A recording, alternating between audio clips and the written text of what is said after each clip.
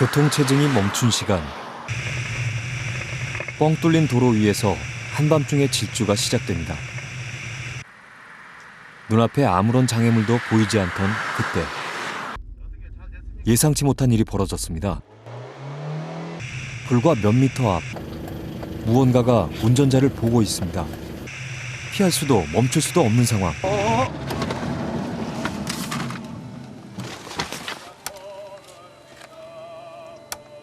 결국 도로 위에서 충돌합니다. 다음 날 고라니는 그 자리에서 주검으로 발견됩니다. 길 위의 죽음, 바로 로드킬입니다. 지금 우리 주변에서 벌어지고 있는 실제 상황입니다.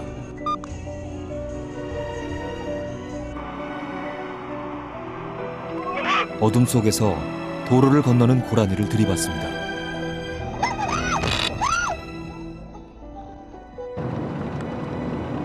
지금 도로에서는 갈 길을 가야 하는 인간과 설 곳을 잃은 야생동물이 수없이 충돌하고 있습니다.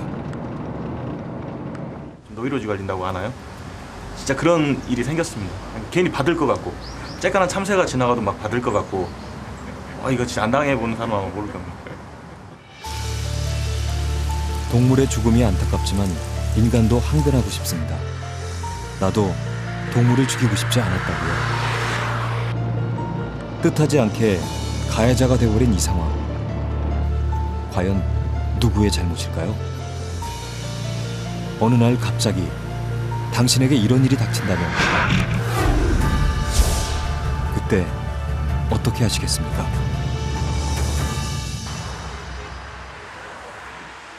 제작진은 로드킬이 얼마나 빈번한지 전국의 도로를 다니며 지난 3주간 실태 조사에 나섰습니다.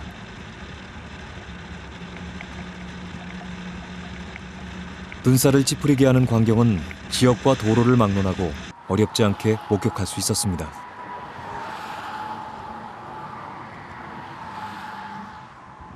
차들이 달리는 도로 한켠에 방치되어 있는 동물의 사체들. 언제부터 그 자리에 있었는지 차마 눈뜨고 보기 힘들 정도로 처참한 죽음이었습니다.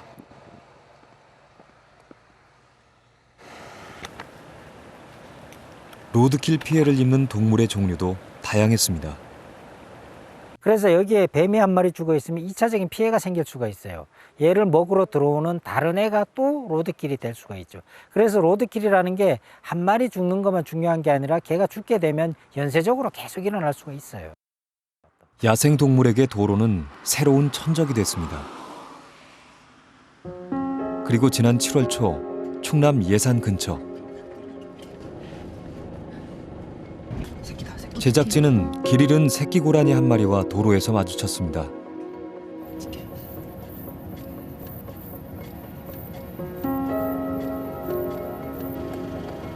고라니가 자칫 다른 차에 치일 수도 있는 위태로운 상황. 녀석도 이 상황이 초조한지 간곡하게 제 어미를 찾습니다.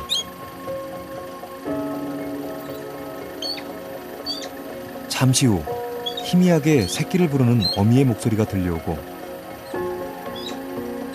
당황하던 고라니는 다행히 어미의 품으로 돌아갑니다.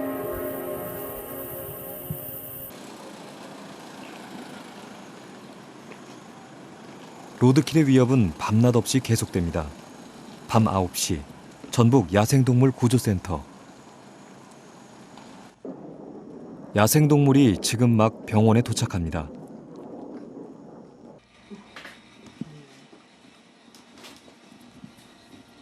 상자 안에 담긴 녀석은 태어난 지 며칠 안 된 멸종위기종 수달입니다.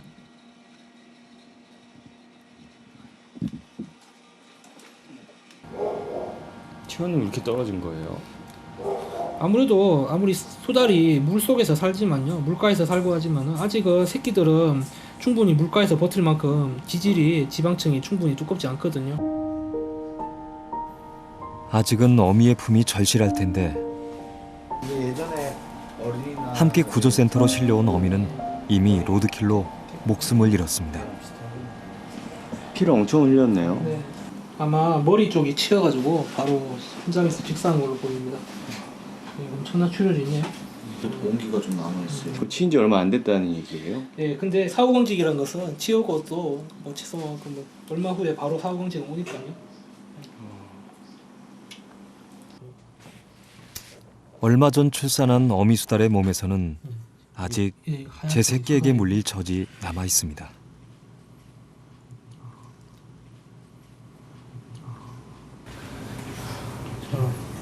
많이 속상하죠, 그렇죠. 새끼 수달은 이 상황을 알까요? 새끼는 어떻게 잘 살아서 방사될 가능성도 있는 건가요? 현재로서는 그걸 장담하기가 상당히 불투명합니다. 예, 새끼는 조금만 시간이 지체되거나 케어가 조금만 소홀해져도 언제든지 죽을 수 있기 때문에 생사의 갈림길. 야생동물에게 로드킬은 자연재해와도 같습니다. 과연 로드킬은 얼마나 자주 일어날까요? 한국도로공사의 고속도로 로드킬 실태 조사에 따르면 매년 2,000마리가 넘는 동물들이 도로 위에서 목숨을 잃고 있습니다. 피해를 입는 동물들 가운데 90%에 육박하는 동물은 고라니, 이어서 너구리와 멧돼지, 삭, 메토끼의 순서입니다.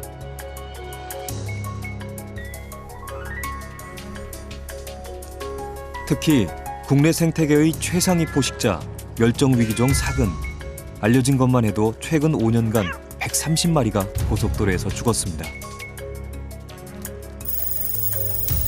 로드킬이 많이 발생하는 곳을 지역별로 보면 강원도와 대전, 충청권이 가장 높게 나타납니다. 1년에 한 5월에서 6월이 동물사고가 가장 많이 일어나는 시기입니다. 그리고 이제 중앙선 통과 구간이 있고 좀 산림지대나 이런 데가 많은 노선을 가지고 있는 지역에서 사고가 좀 많이 나고 있습니다. 그런데 우리나라 생태계의 보고라 할 수 있는 지리산 부근의 로드킬 실태를 보면 상황은 훨씬 더 심각해집니다.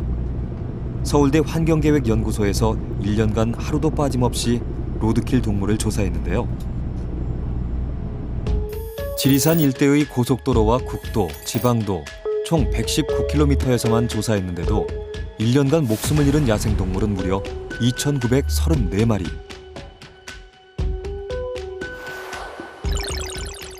피해 동물에도 거의 모든 종이 망라돼 있습니다. 양서류가 가장 많고 포유류와 조류, 파충류 순입니다.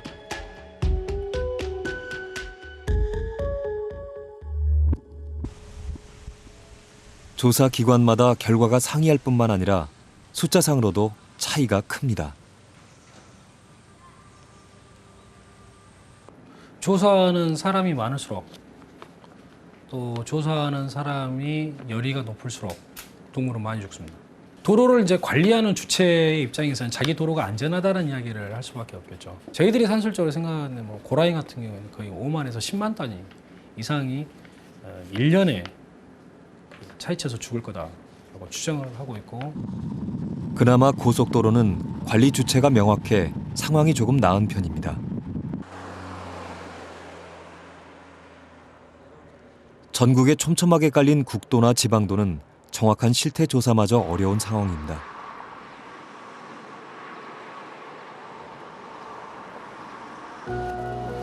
게다가 양서류나 파충류는 집계조차 되지 않는 경우가 많습니다. 믿을 만한 통계조차 없는 현실. 현재 전국의 도로에서 벌어지고 있는 로드킬 피해는 어림잡기조차 힘들 정도입니다.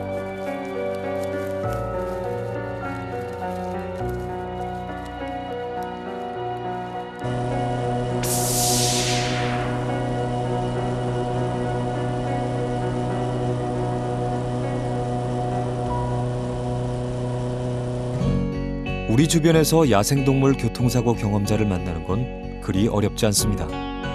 배우 박신양 씨는 로드킬 위기에 놓인 고라니 구조 과정을 SNS에 생중계하기도 했습니다.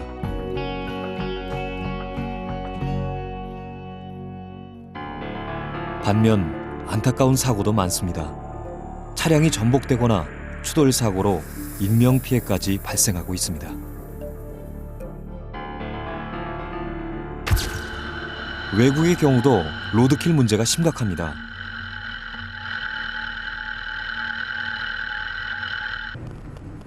특히 대형종이 많다 보니 그 피해도 더욱 심각합니다.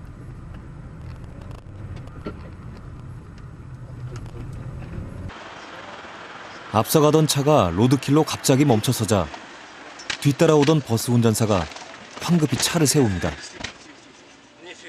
하마터면 대형 사고로 이어질 뻔했습니다. 더 아슬아슬한 상황도 있습니다. 도로 위에 나타난 사슴과 한 대 뒤엉켜 추락 사고로 이어집니다. 이렇듯 로드킬의 피해는 동물들에게만 국한되지 않습니다. 스위스는 연간 7,500건의 로드킬 사고가 발생하고 있습니다.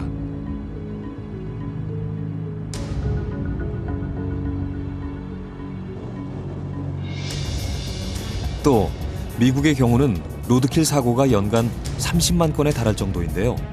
이로 인해 해마다 200여 명이 사망하고 차량 수리 비용만 28억 달러, 우리 돈 약 3조 원에 달한다고 합니다. 로드킬은 세계적으로도 심각한 문제입니다.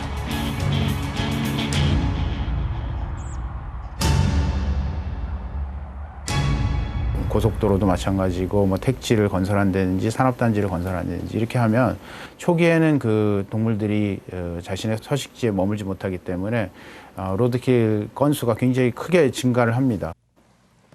포항에 살고 있는 김진만 씨. 그는 2달 전 가족과 나들이를 가는 길에 아찔한 일을 겪었습니다. 여기서 사고 현장인가요? 예, 여기 보시면은 방지턱 넘자마자 고라니가 처음에는 제가 요쯤 방지턱을 넘을 때쯤에서 이쯤에서 고개만 내밀고 있었어요. 순간적으로 딱 봤을 때 고개만 내밀길래 아, 안 나오겠구나, 동물이구나, 개인가 그랬는데 애가 이까지 바로 그냥 바로 탁 튀어오더만 여기서 철보다 엎어지길래 그때 벌써 목전까지 왔었죠. 콧노래까지 흥얼거렸던 평화로운 나들이길.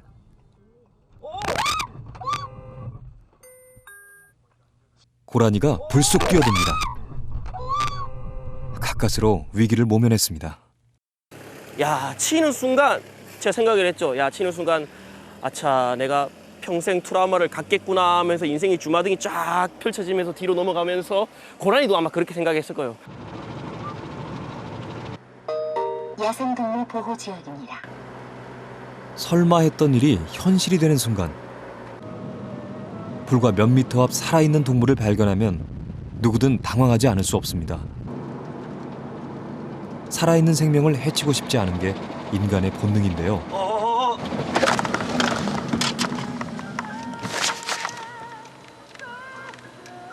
만약 여러분이라면 어떻게 하시겠습니까? 동물이 나타나면 그걸 피할 수는 없어요. 그들이 치고 가야지. 그걸 피하면은 차가 더 위험해지죠. 멈출 수 있는 상황이 되면 멈춰야 되고, 피할 수 있는 상황이 되면 또 피해서 가야 되지.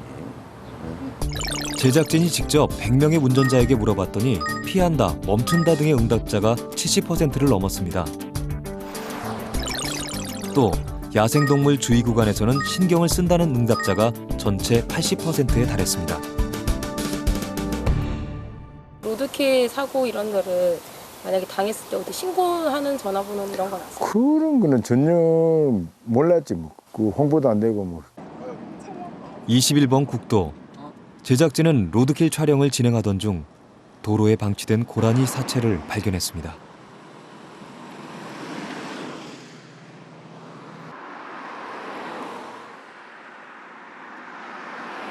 제작진 역시 막상 어디로 신고해야 할지 막막합니다. 먼저 로드킬 신고 전화라고 안내되어 있는 120에 전화를 걸었습니다. 예, 여기 그 동물 사체를 발견해가지고요. 도로인데요. 혹시 그 동물이 예. 야생동물입니까? 반려견입니까? 야생동물입니다. 고라니요. 동물 경우에는 신남 야생동물 구조센터, 반려동물은 해당 시군청, 천연 기념물인 경우에는 조청 환경정책과로 확인이 되고 있습니다. 그 죽었는지 살았는지 상관없고요. 이건 반려동물, 야생동물인 경우에는 야생동물 구조센터에 문의를 주셔야 정확한 확인이 가능하실 듯합니다. 담당 부서만 해도 꽤나 복잡합니다. 전화를 돌리고 돌려 해당 군청입니다. 고라니가 차에 치여서 도로에 죽어 있는 걸 발견했는데요. 여기 연락하는 거 맞나요? 이게 치우러 오시는 거죠? 동물이 살아있을 때는 야생동물 구조센터가 맞지만 이미 목숨을 잃은 사체의 경우에는 해당 군청 청소과에서 이를 처리한다고 합니다. 20분 뒤 군청에서 나온 로드킬 사체 처리반이 현장에 도착합니다. 사체를 방치하면 2차 피해로 이어질 수도 있는데요. 도로에 방치된 지 3일 만에 드디어 고라니가 수거됩니다.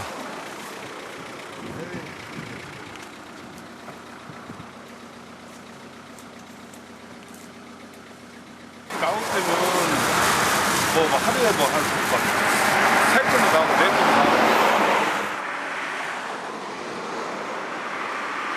나오고. 일하는 분들의 고충도 많습니다. 저 정도면은 사체 보존 상태가 좋은 거예요?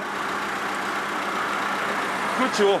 근데 밖에 깔린 거 있단 말이에요. 밖에 깔린 거, 다 으스러진 거. 그런 건 어떻게 치우세요? 그런 것도 쓸어 담아야 돼.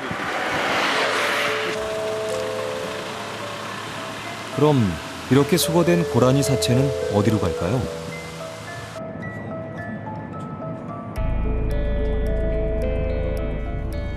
향한 곳은 인근 매립장. 로드킬로 목숨을 잃은 야생동물은 이곳에서 소각 처리됩니다. 어딘가 그 뒷모습이 참 씁쓸합니다.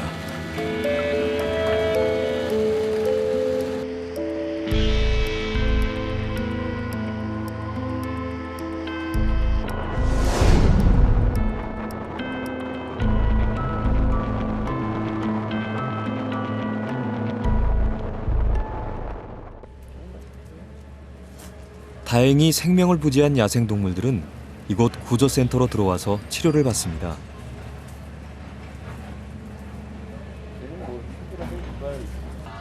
동물마다 각기 이곳에 온 사연이 있는데요.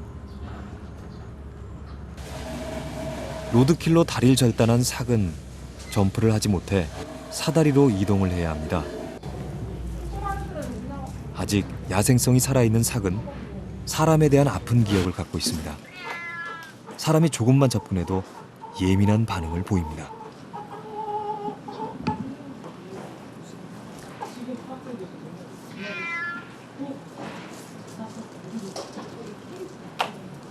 실명 위기에 놓인 천연기념물 수리부엉이도 있습니다. 시력을 잃는다는 건 새에겐 전부와도 같은 일입니다.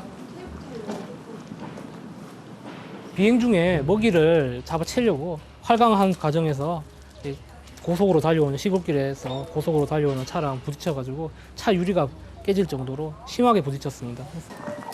로드킬은 대부분 현장에서 즉사하는 경우가 많아 살아있는 녀석들은 그나마도 운이 좋은 편입니다.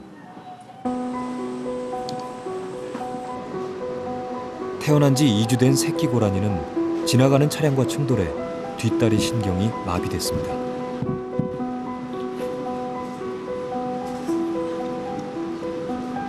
일어서려고 안간힘을 써보지만 다리는 말을 듣지 않습니다.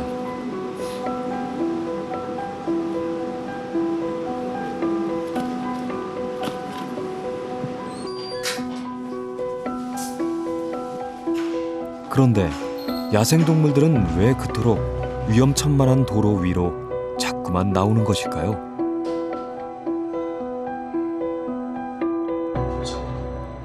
(15년간) 로드킬을 관찰해온 김영준 수의사. 그는 치료를 끝낸 고라니를 방사할 때 움직임을 파악하기 위해 위치 추적 장치를 달았습니다.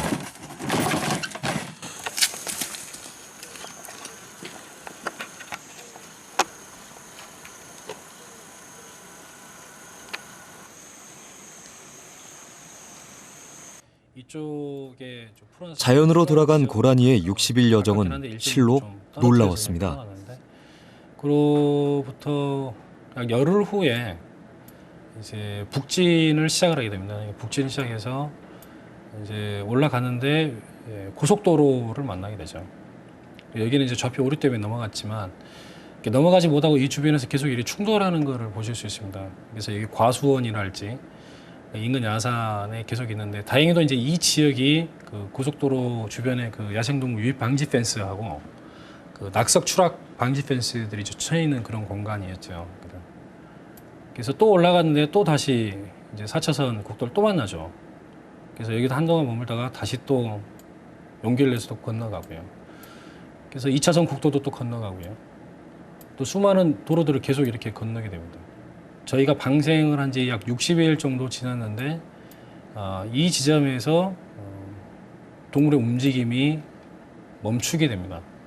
실제 현장에 도착해 보니 도로에는 핏자국과 위치 추적 장치만 덩그러니 남아 있었습니다.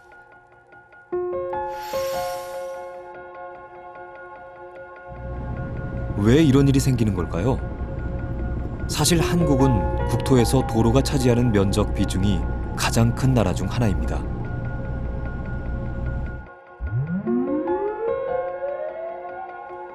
전국에 깔려있는 고속도로와 국도, 지방도를 합하면 한국에는 모두 10만 킬로미터가 넘는 자동차 길이 있습니다.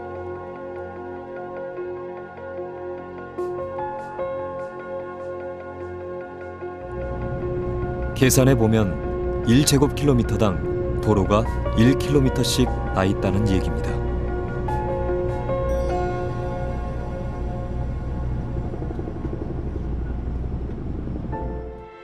야생동물들은 살아가면서 수많은 도로를 만날 수밖에 없는 운명에 놓여 있는 게 오늘의 현실입니다.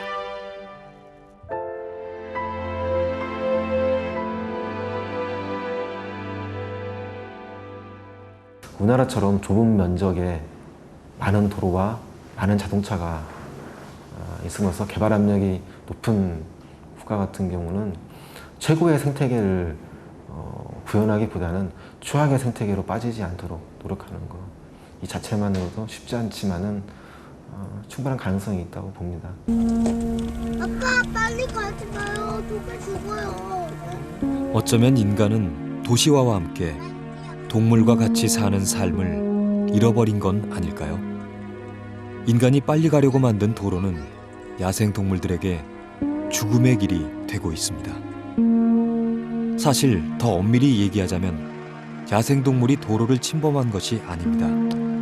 도로가 나기 전 그 길은 원래 그들의 서식지였습니다.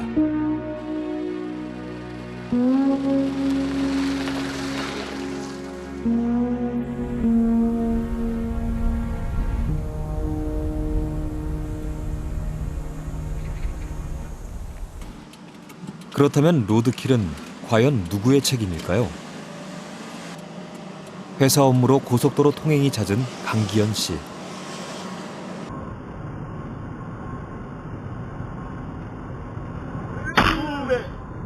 주행 중 차량의 앞유리창으로 무언가가 달려들면서 산산조각이 납니다. 먹이를 찾던 꿩과 부딪힌 것입니다. 좀 노이로제 걸린다고 하나요? 진짜 그런 일이 생겼습니다. 괜히 받을 것 같고 쬐깐한 참새가 지나가도 막 받을 것 같고 이거 진짜 안 당해보는 사람은 아마 모를 겁니다. 차량 수리 비용은 30만 원. 보험 처리를 했지만 로드킬 피해의 책임은 고스란히 운전자가 지게 됩니다. 사고를 나고 거기가 뭐 동물 서행 지역이다, 출몰 지역이다 그걸 봤는데 그거를 봐도 자기가 아무리 그 조심 운전을 해도 날 사고는 나고요. 근데 국내에서도 이와 관련한 소송이 있었습니다. 로드킬로 목숨까지 잃은 상황.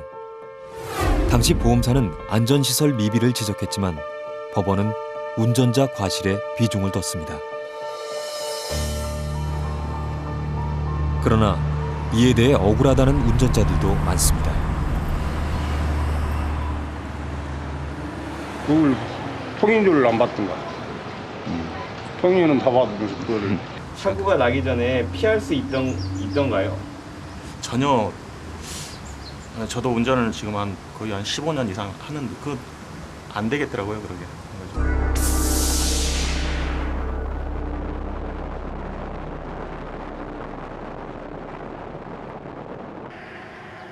과연 우리에게 더 나은 최선은 없는 걸까요? 현재 로드킬의 대책으로는 야생동물 주의 표지판과 내비게이션 안내, 야생동물 보호 지역입니다.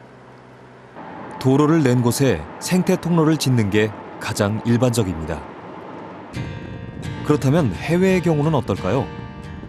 미국의 경우에는 도로 반경 1km 내에 동물이 접근하면 신호가 들어와서 운전자가 미리 알 수 있게 한 사전 안내 시스템이 있습니다. 또한 민가를 습격했던 퓨마의 피해가 심각해지자 꼼꼼하게 펜스를 설치해 그 피해가 급감되기도 했습니다.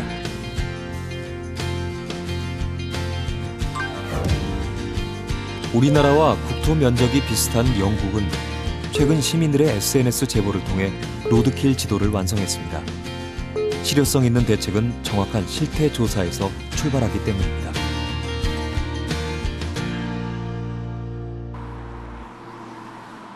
현재 국내에서 시행되고 있는 가장 적극적인 로드킬 대책은 동물의 도로 접근을 원천적으로 차단하는 울타리 설치입니다. 현재까지 울타리 설치가 완료된 구간은 전체 고속도로의 34% 수준입니다. 울타리가 설치가 되고 나면 확실히 사고가 나던 부분들에 있어서 일단 물리적인 숫자는 좀 줄어드는 경향이 있습니다. 도로의 유형은 크게 고속도로와 국도, 지방도로 나눌 수 있는데요. 그중 고속도로는 울타리 설치만으로도 큰 효과를 볼 수 있습니다. 특히 고속도로 같은 경우는 교차로가 입체적 교차로로 되어 있습니다. 그래서 유도 울타리만 잘 설치하면 대부분의 야생동물을 거의 100% 가깝게 예방할 수가 있습니다. 그러나 고속도로는 전체 도로의 3%에 불과하다는 한계점이 있습니다.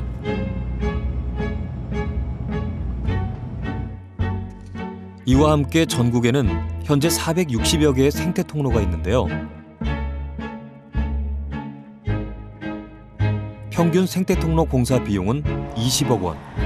큰 비용에 비해 실효성이 떨어지는 데다가 단절된 서식지를 연결해주는 목적이 크다는 점에서 로드킬의 직접적인 대책은 아닙니다.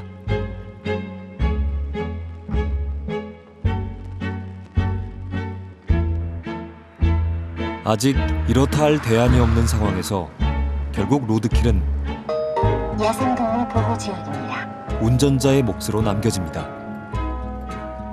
로드킬 사고는 속도와 밀접한 관련이 있는데요. 운전자는 적정 속도를 유지해야 합니다. 만일 충돌을 피할 수 없을 땐 무리하게 피하는 것이 더 위험해질 수 있습니다.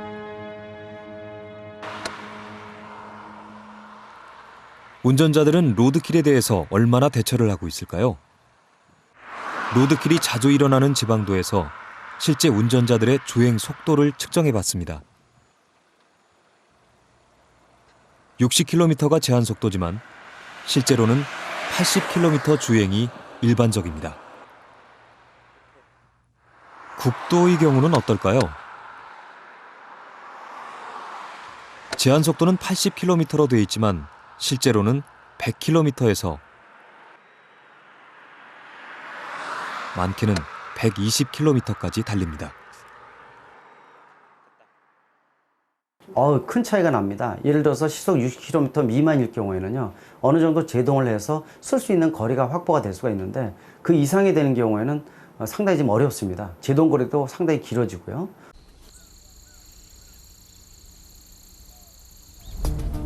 과속은 로드킬의 가장 큰 적입니다. 차량 속도에 따라 로드킬 사고는 얼마나 줄일 수 있을까? 교통안전공단의 협조를 받아 제작진은 직접 모의 실험을 했습니다.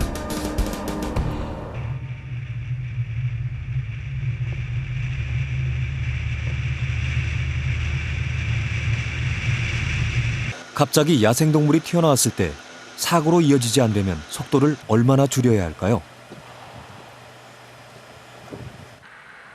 먼저 시속 80km로 달렸을 때입니다.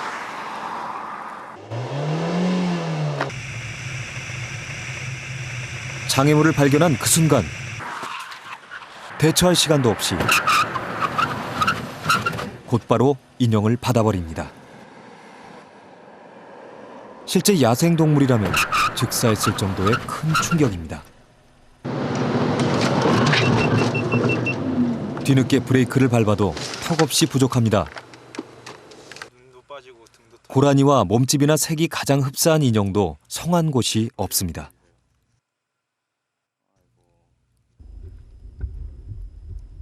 그렇다면 시속 60km에서 결과는 어떻게 나올까요?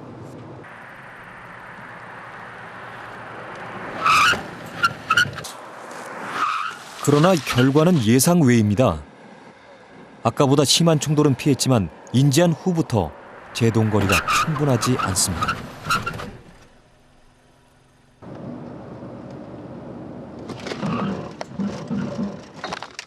간발의 차이였지만 이번에도 동물과의 충돌을 피할 수는 없었습니다.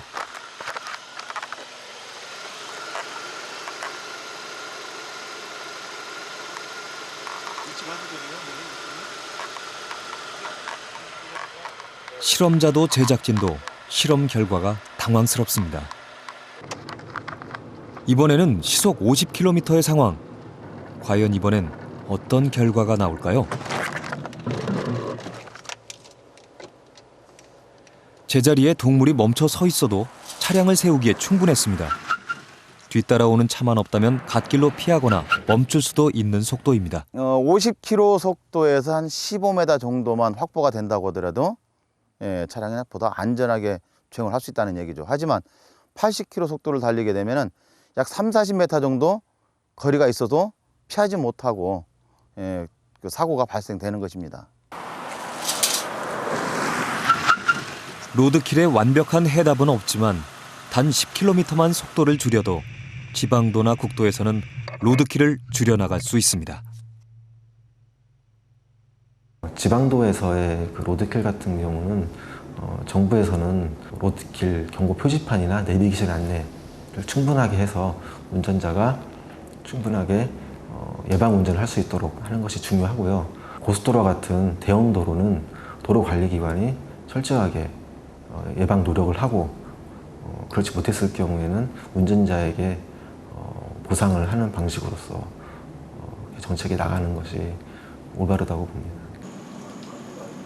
전북 야생동물구조센터. 오늘은 도로교통사고로 한쪽 눈을 다친 수리부엉이의 비행훈련이 있는 날입니다. 그동안 치료도 잘 받았고 건강 상태도 많이 호전됐는데요. 오늘 훈련을 통해 방사를 최종 결정짓게 됩니다. 과연 자연으로 돌아갈 수 있을까요? 힘차게 첫 날갯짓을 해보지만 얼마 못 가 땅으로 주저앉습니다. 좁은 계류장에서 생활하다 보니 운동 능력도 많이 떨어진 상태인데요. 다시 2차 시도.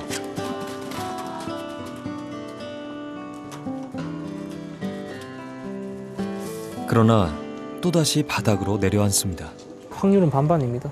영구장애 개체가 돼서 저희랑 계속 같이 살지 아니면 뭐 한쪽 눈이 없지만은 한쪽 눈이 시력이 없지만은 그냥 그대로 그냥 적응하고 야생으로 돌아갈 수 있을지는 아직 앞으로는 좀 더 모니터링을 해봐야 될 것 같습니다.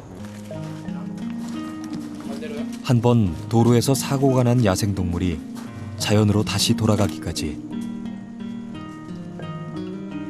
집으로 가는 과정은 참 험난합니다.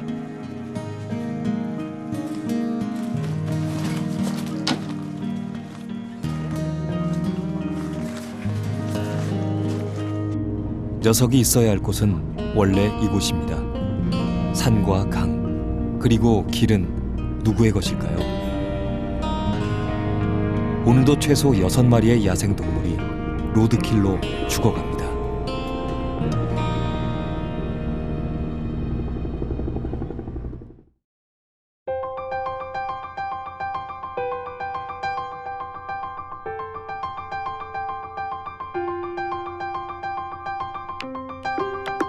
정화는 결국 자기의 어떤 이상, 자기의 꿈에